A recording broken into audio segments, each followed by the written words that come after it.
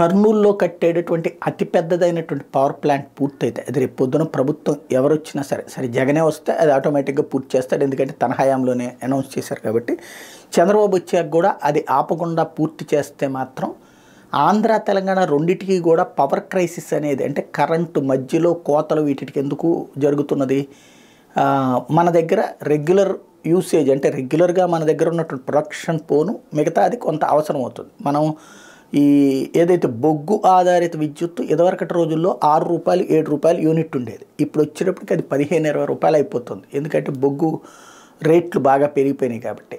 అట్లాంటి కరెంటుని కనుక తక్కువ కొందామని చూస్తున్నారు, అంటే తక్కువ ఉత్పత్తి చేద్దామని చూస్తున్నారు. తక్కువ ఉత్పత్తి చేస్తే దానివలన కరెంటు కోతలు వస్తున్నాయి. అదే కేంద్ర ప్రభుత్వం గ్రిడ్స్ని అనుసంధానం చేయడం వల్ల వచ్చేటటువంటి పవర్ ఏదైతే ఉందో అది అంతకంటే తక్కువకు వస్తున్నప్పుడు అది కొంటున్నారు, బొగ్గుది ఆపేస్తున్నారు. కానీ అందరూ ఒకేసారి డిమాండ్ చేస్తున్నప్పుడు ఆ బొగ్గు చాలట్లేదు. అంటే బొగ్గు ఆధారిత కరెంట్ కంపల్సరీగా వాడాల్సి వస్తుంది. ఈ మిగతా ప్రొడక్షన్ తగ్గిపోతుంది. దానివలన ఖచ్చితంగా ఇది కూడా వాడాల్సి వస్తుంది. మరోవైపు రాబోయేటువంటి రోజుల్లో పర్యావరణ సమస్యలను దృష్టిలో పెట్టుకుని బొగ్గు ఆధారిత విద్యుత్తుని క్రమంగా తగ్గుముఖం పట్టిస్తోంది కేంద్రం. ఈ దశలో కరెంటు కోతలు పెరిగేటటువంటి ప్రమాదం ఉంటుంది.